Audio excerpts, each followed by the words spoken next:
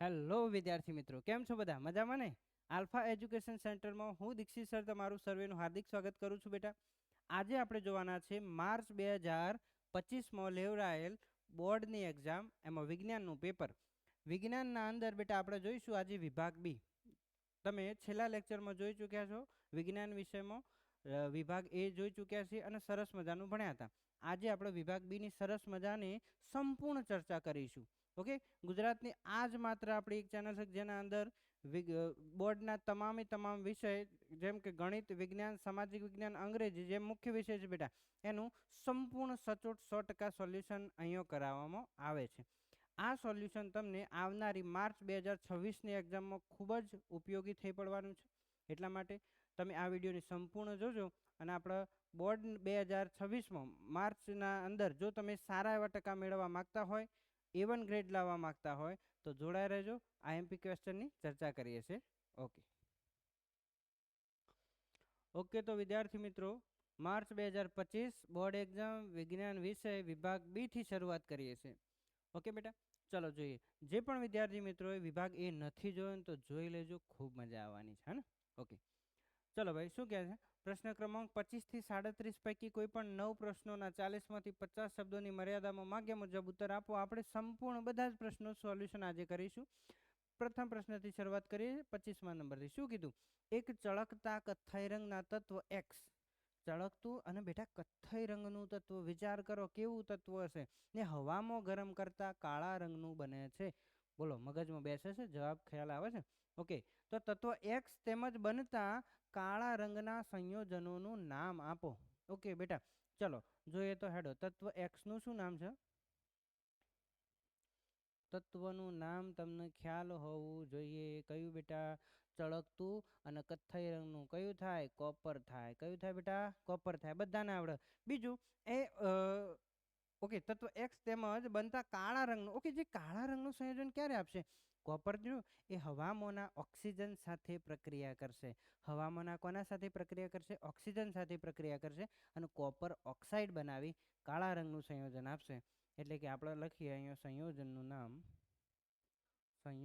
નામ કયું થશે બેટા? Copper oxide. ઓકે, સરસ મજાનું લખતા રહેજો હો બેટા. નોટ બોલ પેન લઈ અને લખતા રહેજો, તો જ મજા આવવાની છે. બાકી વિડીયો જોવાથી આવડશે નહીં, હે ને? તો લખતા રહીશું બિલકુલ. ચલો વિદ્યાર્થી મિત્રો, 26મો પ્રશ્ન સમજીએ. કારણ આપો. પ્લેટિનમ, સોનું અને ચાંદી આભૂષણો બનાવવા માટે વપરાય છે. ભાઈ, આભૂષણો બનાવવા માટે શા માટે વપરાય છે? તો અહીંયા તમને સરસ મજાનો જવાબ આપ્યો. સમજીએ. આ ધાતુઓ સૌથી ઓછી સક્રિય છે બેટા. સક્રિયતા શ્રેણીમાં સૌથી તળિયે રહેલી ધાતુઓ છે, સૌથી ઓછી સક્રિય છે. એટલે કે હવા પાણી સાથે બિલકુલ ઓછી પ્રક્રિયા આપતી હોય. ઓકે, આવી ધાતુઓ કુદરતમાંથી મુક્ત અવસ્થામાં મળી આવે છે. ભાઈ, નિષ્કર્ષણ કરવાની જાજી જરૂર પડતી નથી. એ મુક્ત અવસ્થામાં મળી આવે, સીધી મળી આવતી હોય છે. બરાબર? ઓકે, આ ધાતુઓની સપાટી ચળકતી હોય અને વાત સાચી છે, જો ચળકતી ના હોય તો તમે આભૂષણો કેવી રીતે બનાવો બેટા? હે ને? ચળકતી સપાટીવાળા જ તમે આભૂષણો બનાવી શકો છો. અને આ ધાતુઓ તણાવપણું અને ટીપાવપણાનો ગુણધર્મ ધરાવતી હોય બેટા. અને જો તણાવપણું અને ટીપાવપણાનો ગુણધર્મ ધરાવતી હોય તેને યોગ્ય આકાર આપી શકાતો હોય. અને છેલ્લે આ ધાતુઓ બેટા કેવી હતી? ખૂબ જ ઓછી સક્રિય હતી. તેથી ધાતુ હવા કે પાણી સાથે પ્રક્રિયા આપતી નથી. અને એ જ કારણથી પ્લેટિનમ, સોનું અને ચાંદી આભૂષણો બનાવવા માટે વપરાય છે. બેટા, આને સરસ મજાનું લખી દેજો એક વખતે. વિડીયો સ્ટોપ કરી લખી પછી આપણે આગળ વધીશું. ઓકે,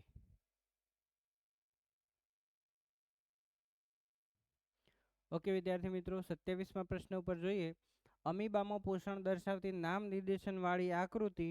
આ ક્વેશ્ચન બેટા very very very most IMP question છે. હે ને? Very very very most IMP question. ઘણી બધી વાર બોર્ડની એક્ઝામમાં પૂછાઈ ગયો છે અને માર્ચ 2025ની બોર્ડની એક્ઝામમાં પણ પૂછાયેલો ક્વેશ્ચન છે. જો તો શું કરવાનું? સૌથી પહેલા અમીબા દોરી દેવાનો. અમીબાનો આકાર નિશ્ચિત ના હોય, તમે ગમે તેવી આકૃતિ દોરો, સાચું પડે. ઓકે, અને એના વચ્ચે કોષ કેન્દ્ર બતાવવાનું, થોડો દૂર એક ખોરાકનું કણ બતાવવાનું. બીજી આકૃતિના અંદર એ ફૂટપાથ અથવા ખોટા પગ લાંબા આવશે ખોરાકની કોરે મોરે. બરાબર છે? તો બીજી આકૃતિ આ થશે. ત્રીજી આકૃતિમાં શું કરશું? ખોરાકને અંદર ગ્રહણ કરી લેશે અને અન્નધાનીની રચના બનશે. શરીરના અંદર જેવો ખોરાક ગ્રહણ કરશે એટલે અન્નધાનીની રચના થશે અને પછી ખોરાકનું પાચન ત્યાં થતી આકૃતિ એક છેલ્લી આકૃતિ બનશે. બરાબર. તો આ રીતે આપણે આકૃતિ સરસ મજાની દોરી દેવાની અને થોડુંક નામ નિર્દેશન કરી દેવાનું. તો અહીંયા તમને પૂરેપૂરા 3 ગુણ પ્રાપ્ત થઈ જશે. ઓકે બેટા, ચલો. તો આ 3 ગુણમાં પણ ઘણી વખત પૂછાતો હોય છે, ઘણી વખત 2 ગુણમાં પણ પૂછાતો હોય છે. અહીંયા સેક્શન બીમાં 2 ગુણમાં છે તો તમને 2 ગુણમાં પૂછાશે. બરાબર. ઘણીવાર આ પ્રશ્ન જો થોડું ઘણું સમજાવવાનું કીધું હોય તો સીધો ક્વેશ્ચન 3 ગુણમાં પૂછાતો હોય છે. બિલકુલ. ઓકે, તો અને જોજો, સરસ મજાનું સમજો ને અત્યારે જ આપણે આકૃતિ દોરી દઈશું. ઓકે બેટા.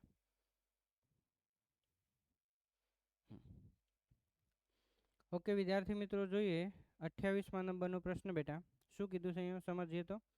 ઓકે, નીચેની આકૃતિ જુઓ. અહીંયા તમને શાની આકૃતિ દેખાય છે? જોઈએ તો તે કયા પ્રકારનું પ્રજનન દર્શાવે છે? બેટા અહીંયા શું થાય છે?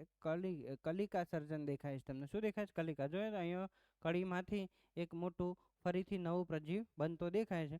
તો કયા પ્રકારનું પ્રજનન? તો અહીંયા લખીશું કલિકા સર્જન. કલિકા સર્જન. ઓકે, બીજું શું કહે છે? તે સજીવનું નામ લખો. બેટા આ સજીવનું નામ શું છે? હાઇડ્રા છે. કયું છે? હાઇડ્રા. હાઇડ્રાના અંદર કલિકા સર્જન થતું જોવા મળે છે. તો સરસ મજાનું 28મો પ્રશ્ન 2 ગુણો ફટાક દઈને આકૃતિ જોઈને ફટાફટ આવડી જાય, હે ને? લખી દેજો. આગળ વધીએ છીએ પછી. ઓકે ઓકે બેટા, લખી રહ્યા છો. આગળ વધીએ. ચલો સમજીએ. યસ, બીજો 28મો તો દ્રષ્ટિવિહીન વિદ્યાર્થીઓ માટે હતો. બેટા 29મો પ્રશ્ન જોઈએ. એકલિંગી પુષ્પ કોને કહે છે? તેના 2 ઉદાહરણ આપો. ઓકે, તો બેટા એકલિંગી પુષ્પ કોને કહીશું? જે પુષ્પમાં માત્ર એક જ પ્રજનન અંગ હોય, બરાબર, અથવા પ્રજનન હોય. પુંકેસર કે પુંકેસર અથવા શું બેટા? સ્ત્રી કેસર. એવા પુષ્પને આપણે એકલિંગી પુષ્પ કહીએ છીએ. જે પુષ્પ માત્ર એક જ પ્રજનન અંગ હોય એવા, જેમ કે એકલું કે તો પુંકેસર જોવા મળતું હોય અથવા સ્ત્રી કેસર જોવા મળતું હોય. એના ઉદાહરણ આપણે આપી દઈએ તો પપૈયું. બીજું ઉદાહરણ આપીએ તો દૂધી. બરાબર, 2 ઉદાહરણ પણ માગે છે. તો બેટા આ રીતે સરસ મજાનું લખી દેજો, હે ને? લખી દેજો. ચલો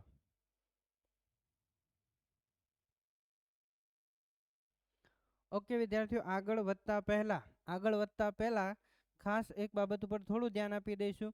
આપણે આલ્ફા એજ્યુકેશન સેન્ટર, જે આપણી પોતાની મોબાઈલ એપ્લિકેશન છે બેટા, એના ઉપર લઈને આવી ગયા છે બોર્ડ એક્ઝામ માટે very most IMP 5 paper set, જેના અંદર 4 વિષય જેમ કે ગણિત, વિજ્ઞાન, ઇંગ્લિશ અને સામાજિક વિજ્ઞાનના 5 very very very most IMP paper set લઈને આવી ગયા છે, જે તમારી આવનાર બોર્ડ એક્ઝામમાં ખૂબ જ મહત્વના થઈ પડવાના છે.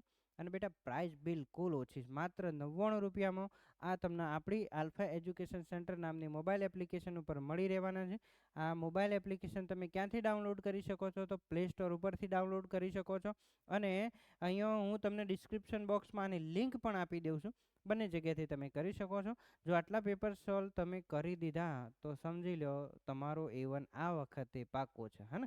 ઓકે બેટા, ચલો આગળ વધીએ. ઓકે બેટા, જોઈએ 30મા નંબરનો ક્વેશ્ચન. સરસ મજાનો ક્વેશ્ચન. અવકાશયાત્રીને આકાશ ભૂરાને બદલે કાળું કેમ દેખાય છે? અહીંયાથી જોઈએ તો આપણને આકાશ કેવું દેખાય? ભૂરું દેખાય.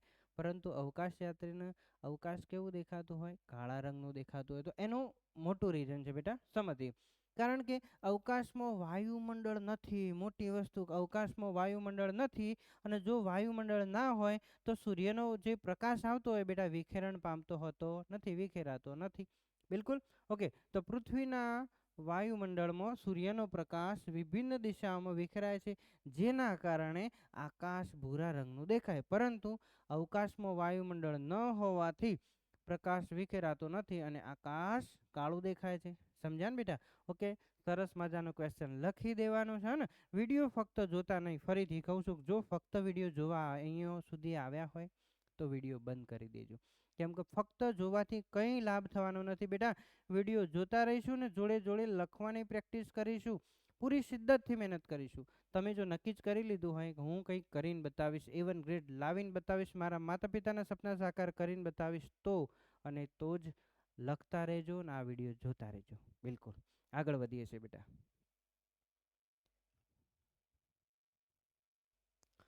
ઓકે વિદ્યાર્થી મિત્રો, ચલો જોઈએ 31મો દાખલો. સરસ મજાનો. એટલે એ છોકરો દાખલો ન કહેવાય, દાખલી કહેવાય, ચપટીમાં ગણી દેવાનો.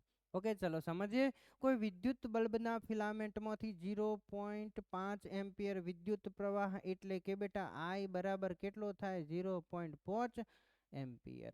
ઓકે, વિદ્યુત પ્રવાહ 20 મિનિટ સુધી વહે છે, એટલે ટાઈમ ટી બરાબર 20 મિનિટ. પરંતુ આનો એસઆઈ એકમ સેકન્ડ હોવાથી એને સેકન્ડમાં ફેરવી કાઢીએ તો 20ને તમારે કેટલા વડે ગુણવાનું બેટા? 60 વડે ગુણી દેવાનું. તો કેટલું થઈ જાય? 6 દુ 12, 1200 સેકન્ડ થઈ જાય, હે ને? કેમ કે એસઆઈ એકમ સેકન્ડ હોવાથી આપણે એને સેકન્ડમાં રૂપાંતરિત કરી દેવાનું. જો નથી કરતા તો જવાબ ખોટો આવશે. ઓકે, તો પરિપથમાં વહન પામતો વિદ્યુત ભાર ગણો એટલે કે ક્યુ ગણવાનું કીધું. ક્યુ કેટલો થાય?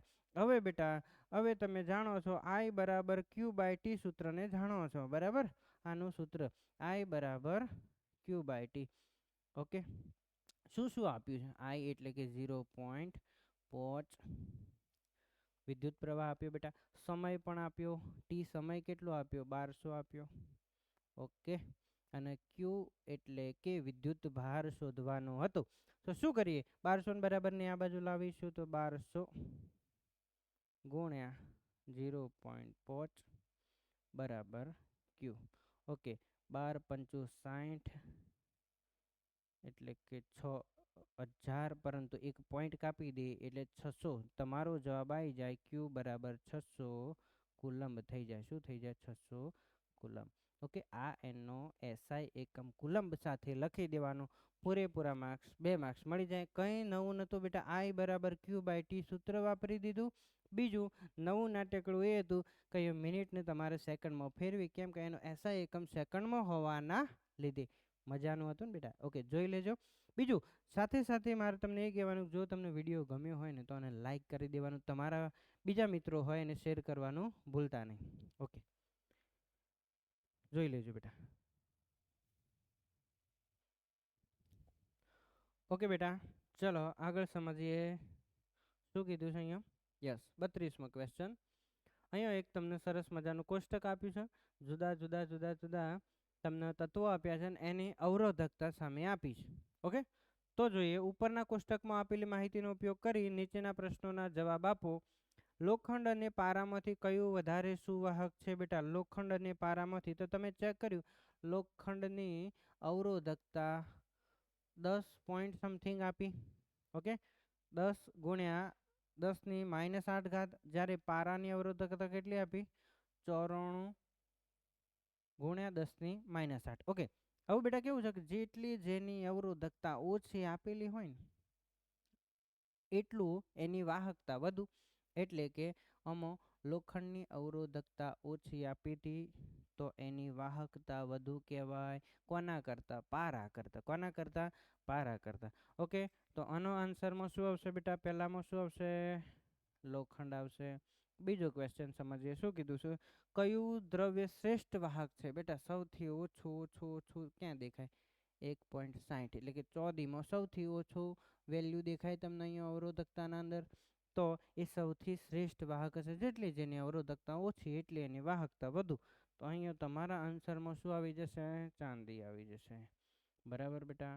ઓકે, સમજાય છે ને? જેટલી જેની અવરોધકતા ઓછી એટલી એની વાહકતા વધુ. એના બેઝ ઉપર સરસ મજાનો કોઠો હતો. ઓકે બેટા, લખી દેજો. આગળ વધીએ. ओके बेटा 30मो क्वेश्चन समझिए, समझाओ सोलेनोइड। तो बेटा समझिए सोलेनोइड कोने कहेवाय, तो पास पासे वींटळायेला अने अलग करेला तोबाना ताરના समकेंद्री गूंचड़ाने सोलेनोइड कहेवाय। केवुं गूंचड़ुं होय समजी लो के आ रीते आ जे बनावतुं होय ने बेटा पास पासे वींटळायेलुं होय, पास पासे वींटळायेलुं होय अने अलग करेला तोबाना तारनुं जे गूंचड़ुं होय बराबर, अने ए गूंचड़ुं केवुं होवुं जोईए, समकेंद्री गूंचड़ुं होवुं जोईए, एने आपणे सोलेनोइड कहीए छीए, है ने। बिल्कुल। तो 2 मार्क्समां पूछाय तो बेटा आटलुं ज लखवानुं, वधारे लखवा जवानुं नथी, केम के 3 गुणनो प्रश्न नथी। बिल्कुल।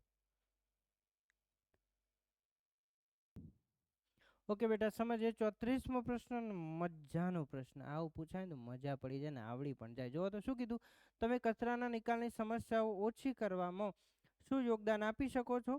कोई पण 2 पदार्थोना नाम तमे लखो। ओके, जोईए तो समझिए जैव विघटनीय कचरो अने बेटा जैव अविघटनीय कचरो एक तो छूटो पाड़ी शकाय। ध्यान आपो तो जैव विघटनीय पदार्थो जेवा के खोराक होय, फळो होय, शाकभाजी होय, वनस्पतिना પાંદડા होय तथा बगीचानो कचरो होय वगैरेने शुं करवानुं, खाडो खोदी दाटी देवानुं, जेथी करी अने एनुं खातर बनी जाय, है ने। आ पदार्थोनुं विघटन थई शुं बने बेटा, खातर बने। ओके। बीजू जे जैव अविघटनीय कचरो जेवो के काच होय, प्लास्टिक होय, धातुना टुकड़ा होय, ग्लास होय जेवा कचराने पुनः चक्रीकरण करी शकातुं होय छे अने एनो उपयोगमां लई शकातुं होय छे। तो बेटा 2 पद्धतिओना नाम पण आपणे लखी दीए। पद्धतिओना नाम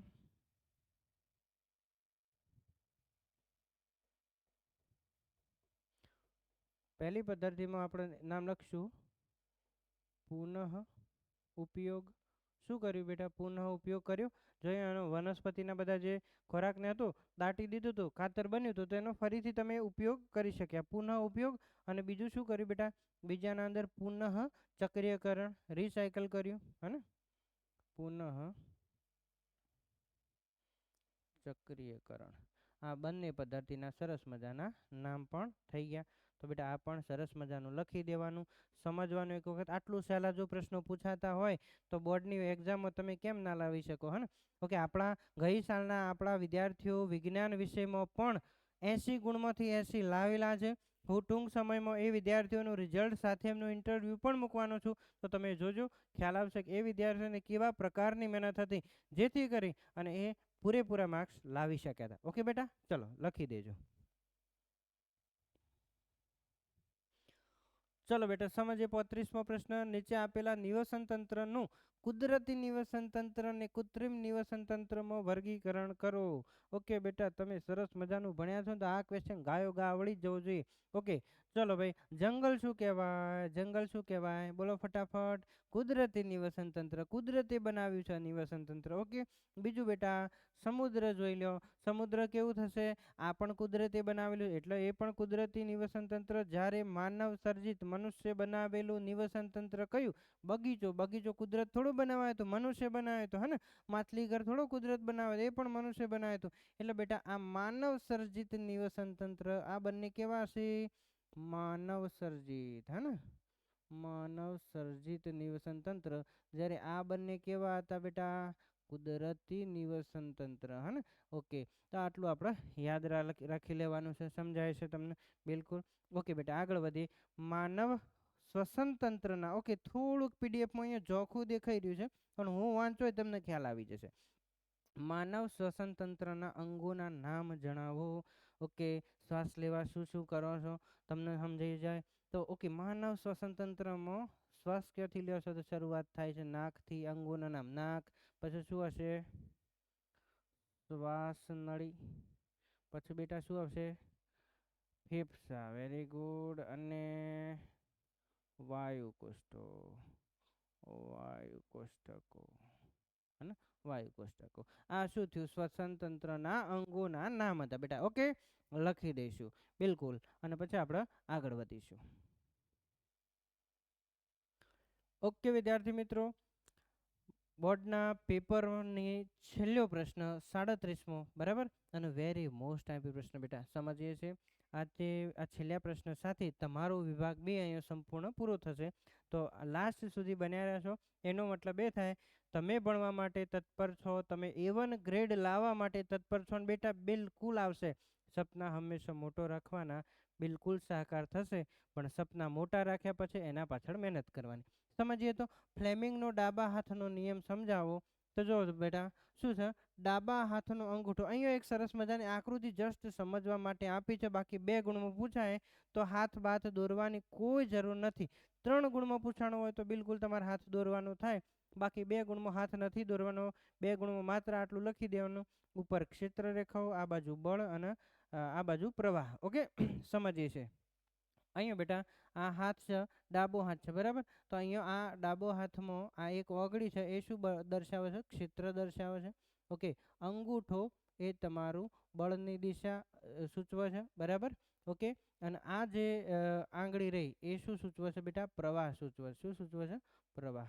આ એકબીજાને લંબ હોય એ રીતે 3 ઓગળીઓ ગોઠવવાની. સમજીએ. ડાબા હાથનો અંગૂઠો અહીંયા ગોઠવ્યો છે. ઓકે, પ્રથમ ઓગળી, બરાબર, જે ક્ષેત્ર સૂચવે છે, અને વચ્ચેની ઓગળી બેટા, અને આ વચ્ચેની ઓગળી, ઓકે, જે પ્રવાહ સૂચવે છે. પરસ્પર લંબ રહે, એકબીજાને પરસ્પર લંબ રહે એટલે કે કાટખૂણે ગોઠવાય. તેમ પ્રસારતો જો પ્રથમ ઓગળી ચુંબકીય ક્ષેત્રની, બેટા જોજો હા, આ પ્રથમ ઓગળી દેખાય છે તમને, એ ચુંબકીય ક્ષેત્રની દિશામાં હોય અને બીજી ઓગળી વિદ્યુત પ્રવાહની દિશામાં હોય. જોજો હા બેટા, આ જે બીજી ઓગળી છે એ વિદ્યુત પ્રવાહની દિશામાં હોય તો તે અંગૂઠાની દિશા વાહક પર લાગતા બળની દિશા અથવા તો સ્થાનાંતરની દિશા દર્શાવે છે. આ ફ્લેમિંગના ડાબા હાથનો બેટા નિયમ હતો. ઓકે, અહીંયા માત્ર આકૃતિ તમારા સમજવા ખાતર દોરી છે. બાકી 2 ગુણમાં પૂછાય તો આકૃતિ દોરવા ક્યાંય જવાનું નહીં, માત્ર આટલું નાનું ચકડું એક ડ્રોઈંગ કરી દેવાનું થાય. ઓકે, તમે સરસ મજાનું સમજ્યા છો. આ જ રીતે આવા જ બોર્ડના IMP ક્વેશ્ચન જોઈતા હોય, માર્ચ 2025નું સંપૂર્ણ સોલ્યુશન આપણે કરાવીશું આવતા વિડીયોમાં. વિભાગ C અને એના પછીના વિડીયોમાં વિભાગ D લઈને આવીશું. બિલકુલ આ જ રીતે બન્યા રહેજો. તો માર્ચ 2026ના અંદર જે તમારું સપનું છે A1 ગ્રેડ લાવવાનું, બિલકુલ સાકાર થશે. ઓકે, આજનો વિડીયો લેક્ચર આટલે રાખીએ છીએ. જય હિન્દ, જય ભારત.